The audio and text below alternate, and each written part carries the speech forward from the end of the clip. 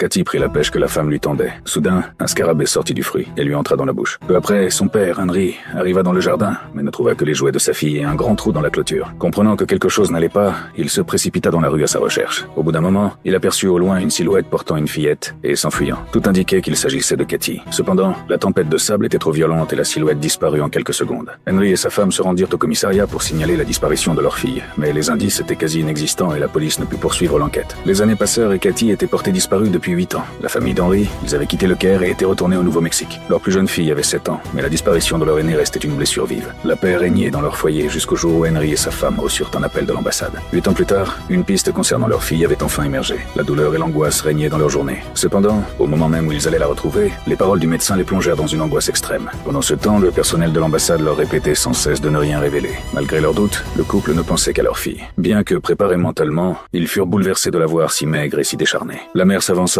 le cœur battant la chamade, et posa la main sur la poitrine de la fillette pour sentir son cœur battre. À cet instant, le drame se produisit. Peu après, une policière rencontra Henry et lui montra des photos. Celles-ci avaient été prises au moment où Cathy avait été retrouvée. La famille apprit alors la vérité. Elle avait été retrouvée dans un sarcophage, déguisée en momie, revenant à la vie. Aucun membre de la famille ne manifesta de répulsion face à ce visage terrifiant et inanimé. La grand-mère contempla sa petite fille avec douleur et se mit à prier pour elle. Cependant, alors qu'elle récitait les Écritures, un événement totalement inattendu se produisit.